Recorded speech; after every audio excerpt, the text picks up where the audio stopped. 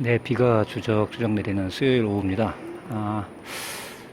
어제 저희가 수주를 하나 했습니다. 수주를 했는데, 감리수주.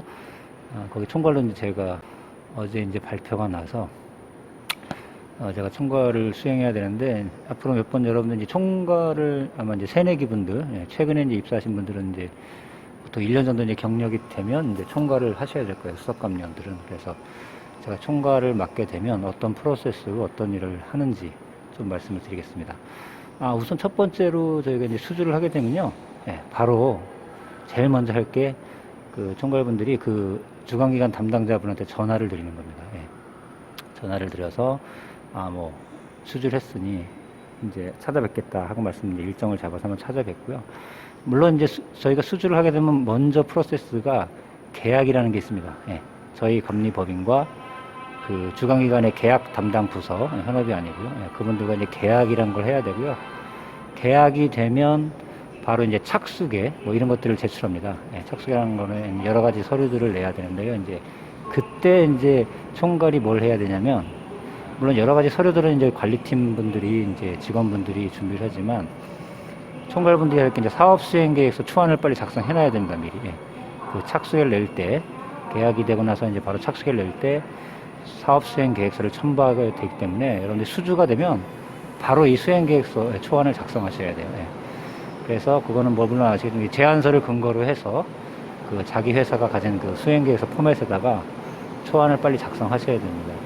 그래서 그 작성한 걸 가지고 이제 주간기관을 찾아가는 거죠. 찾아뵙고 이제 가서 이제 물론 이제 기술협상이라는 게 공식적으로 있긴 하지만 그 이전에 그 저희가 이제 그 상호간에 이제 공식적으로 기술 협상이라는 절차를 거치기도 하고요.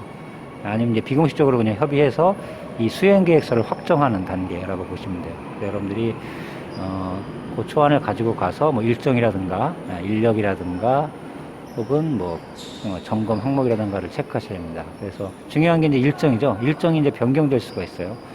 너무 촉박하게 이제 제한이 됐다든가 혹은 사업자 일정 때문에 뭐 변경을 해야 된다든가 이런 것들이 중요하고요.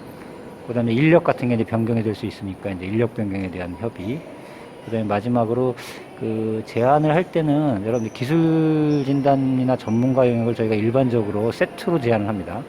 근데 이제 가보면 필요 없는 것들이 있어요. 뭐 예를 들어서 뭐 화면이 없는 그 서브 프로그램을 개발하는데 뭐 UI, UX 점검을 하겠다고 했다든가, 그 다음에 뭐 패키지성 사업을 하는데 소프트웨어 보안 약점 진단을 하겠다고 했다든가, 뭐 이런 것들이죠. 그래서 이런 불필요하게 제한됐던 기술 진단에 대한 것들을 협의해서 뭐 제외하고 뭐 다른 쪽 분야로 바꾼다든가, 이런 식으로 조정을 하셔야 됩니다. 그래서 그거를 이제 확정해서 사업 수행 계획서를 준비해 놓으셨다가 이제 착수계 낼 때 그 관리팀한테 전달을 해드리면 관리팀에서 전반적으로 착수계를 제출하게 됩니다.